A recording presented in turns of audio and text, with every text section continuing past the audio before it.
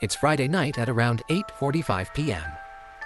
The little one's in bed, and I'm chilling with some friends online, gaming. There's a loud bang, and I'm instantly freaking out due to having my home, my safe place, invaded by some creeper twice in the past 3 months. I turn the volume on my computer down, trying my best to come up with excuses. Oh, it was the neighbors doing something. Who, in their right minds, would try to break into my house? When they can see that I'm awake? Front outdoor light on, lounge light on. It's quiet for a while, so I return to playing the game and talking to my friends. That's when I hear rustling. I think it's coming from the game, despite the volume being super low. But to be on the safe side, I turned the sound on the computer off completely. The rustling's still there. At this point, I think it might be that annoying pest possum. The banging could have been it, jumping onto the garage roof, and now it was snuffling around outside the leaves, searching for some food, as I said earlier. Who would try to trespass when they could clearly see someone was home? If they did trespass, why would they be doing so loudly? I want to say it put me at ease, but it didn't. Fast forward half an hour and the noises have stopped. And my cat's begging me to be let outside. Little bastard. Really? I love him. I hate opening doors, curtains, windows at night. Paranoia at its finest. But tonight I had a reason to be paranoid, at least. I kept the chain lock on the door and let the fat fuzzball squeeze out, and had a bit of a peek through the crack, seeing if anything was amiss on my front lawn. Nothing out of the ordinary. So I lock the door and head back to the lounge. 5 minutes later, someone tries the door handle. Finding it locked, I hear a laugh and they start scratching on the glass as I frantically grab my phone and call the police. Whoever it was had left by the time they answered the phone, and police couldn't find evidence that anyone had been on the property. They did a sweep of the neighborhood, but couldn't find anyone on the streets. Either, whoever you are, I'd say let's not meet. But I'm pretty sure you're the same person who came the other 2 times. And I'm fairly certain that that person is my ex. So, Mr. X, if it is you, smile for the cameras next time you come around. They just arrived in my mailbox. Basically, over the last 4 months, a group of people have been following me home to my apartment. They've been aggressive a few times, but have never hurt me or anything. They don't try to hide that they're following me, they just come up to me and try to talk. They sometimes ask me for stuff like money, cigarettes, or lighters. Usually 3-4 people follow me at a time, and maybe once or twice a month. They followed me 3 times in January, but haven't followed me this month at all. Nothing has ever really happened so far, but recently, I found a random guy inside my apartment one morning. He got in because I forgot to lock the door, and he was drunk. So I'm sure those 2 aren't related. But I'm still worried if he was one of the people who followed me. I was followed home when I was younger, but I never saw the guy again. When I was 15, I was sent all over the place. I lived at different people's houses. I was even sent out of state. I didn't go to school.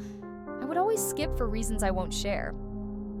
And so typically what I'd do is walk around and avoid any adult that would try to get me to do what I was supposed to.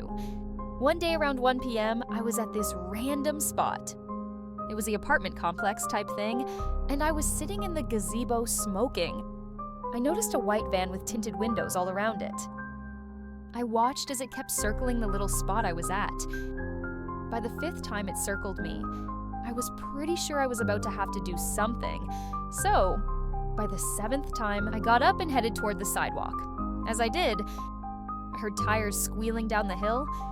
I turned around and saw the van hurling towards me at 80 km/h. I just remember my knees felt like they were floating, and all I could feel was how hard my feet were hitting the pavement. I still shake when I think about it, right now. As it got closer and closer, I knew I had a decision to make.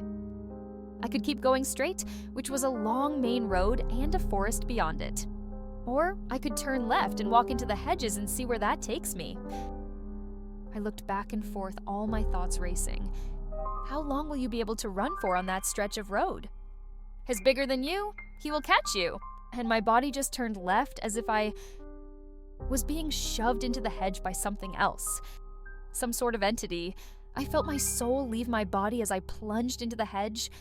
Thorns scraped my skin. I felt a tug at my hoodie and then heard a... And he let go of it. I fell through the hedge and stared at him. On the other side of the hedge, there he stood. His van running and parked onto the curb. He had sunglasses on, jean shorts that were cut by scissors, white sneakers, a trucker hat. He was clean-shaven, mustache, about 35. I watched as he kept trying to climb into the hedge, and each time he would pull back, cursing at the thorns like a... There I stood with little cuts all over me. The sting of the blood sat there. We stared at each other for a moment. That moment felt like eternity. I turned around and ran. Anyway, the rest of the story is YK. Basically, the cops did nothing, just like the next time it happened. Which was even worse in a way. This is going to be long. I'm sorry. So, where to start? I met them when I was 15. He was 17. Looking back then, signs were all there. It started with small things. Us just rough housing like buddies are both guys. But it would escalate to them, taking me back behind the shed where my friends couldn't see and holding me against the wall, fake hitting me, like pretending to hurt me while laughing the whole time. But he did actually hurt me. I would have bruises for weeks. One time, he literally shoved my face in stinging nettles, but my naive 15-year-old self thought it was all in good fun. If only I knew then what I know now. We started dating at the end of my sophomore year, and over the summer things progressed. He just to beg me to give him massages, and whenever I would refuse, he would pin me down and tickle me until I relented and said yes. And when I stopped, before he was ready, he'd go back to ticking me. Sometimes he would just randomly pin me down and tickle me. I would beg him to stop. But the only way to get him to stop was to literally fight him off me. This happened almost every single time we hung out. I grew to dread it. I don't know why I kept going back. Honestly, I was just so in love with him. I'm 5'3" and weighed even less than I do now, about 100 pounds. He is 5'7" and lifted for context. I learned a lot about how to fight someone bigger off me in those days. It wasn't just the tickling though, as I said before. They just, to jokingly, beat me up. But the force of his punches were not jokes. I would have bruises all over my arms and thighs from them punching me. One time, I got in the front seat of our friend's car when he wanted shotgun, so he proceeded to punch my arm the entire 15-minute drive until I was almost crying. BC, I kept trying to move away and tell them to stop. My friend, who was driving, did nothing. I don't know why he was even older than both of us. I don't know why he thought what was normal. It wasn't just punching me either. I had recently gotten my ear pierced, and he thought it was so funny to smack me upside the head. One, he made me bleed, and when I told him, he said he just said he hadn't. I tried to talk to him about this so many times, asking, please, just don't touch my ears. And every time I asked, all he would do was correct my grammar. This was over text. I was honestly scared to saying anything in person. Here's an example of me trying to talk to him from August 2021, 3 screenshots. We ended up breaking up and just staying friends. I spent all my free time at his house like an idiot. Another thing he started doing was always wanting to smoke me up, but never smoking himself. Huge red flag, I know. But at the time, all I was thinking was more weed for me.